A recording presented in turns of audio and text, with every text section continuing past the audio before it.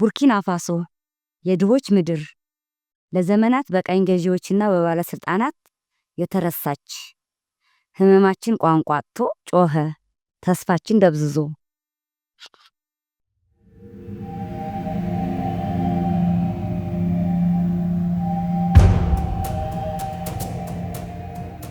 ነገር ግን በዚች ምድር የነጻነት ብርሃን የፈነጠቀባቸው ጊዜያት ነበሩ።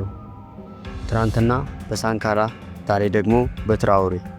የአንድ ትግል ሁለት ምዕራፎች፣ የአንድ ህዝብ የነጻነት ጩኸት።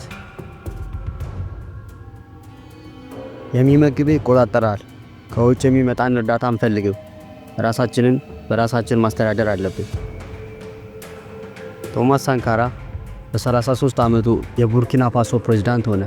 ሙስናን ጠላ፣ ድህነትን አወገዘ፣ ለሴቶች መብት ተሟገተ።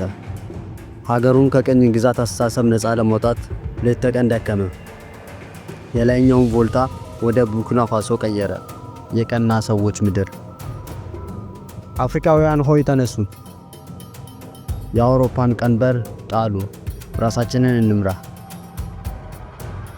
በአጭር ጊዜ ውስጥ በህዝቡ ልብ ውስጥ ዘላለማዊ ቦታን አገኘ። የአፍሪካው ቼ ጉቬራ። ነገር ግን የሳንካራ ጠላቶች ብዙ ነበሩ፣ ከውስጥም ከውጭም።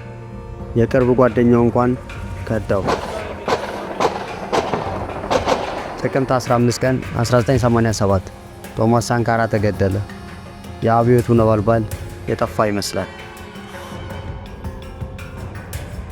ከዓመታት በኋላ ቡርኪና ፋሶ እንደገና ተናወጠች። በአሸባሪዎች ወረራ፣ በድህነትና በሙስና። በዚህ አስቸጋሪ ወቅት አንድ ወጣት ካፕቴን ብቅ አለ፣ ኢብራሂም ትራኦሬ። ሀገራችን አደጋ ላይ ናት፣ ዝም ብለን ማየት አንችልም። ለቡርኪና ፋሶ ነጻነት እንታገላለን። ትራኦሬ ከፈረንሳይ ርቆ ወደ ሩሲያ ተጠጋ። የወርቅ ማዕድኖችን ለመቆጣጠር እርምጃ ወሰደ። ከማሊና ኒጀር ጋር በመሆን ከአፍሪካ ምዕራብ ሀገራት የኢኮኖሚ ማህበረሰብ ለመውጣት ተዘጋጀ። ሳንካራ የጀመረውን ትግል እንቀጥላለን። የአፍሪካ ሀብት ለአፍሪካውያን። ሳንካራ ትናንት፣ ትራኦሬ ዛሬ። ምንም እንኳን ዘመናቸው ቢለያይም ዓላማቸው አንድ ነው፣ ቡርኪና ፋሶን ነፃ ማድረግ፣ አፍሪካን ከውጭ ተጽዕኖ ማላቀቅ። ትግሉ ገና አላበቃ።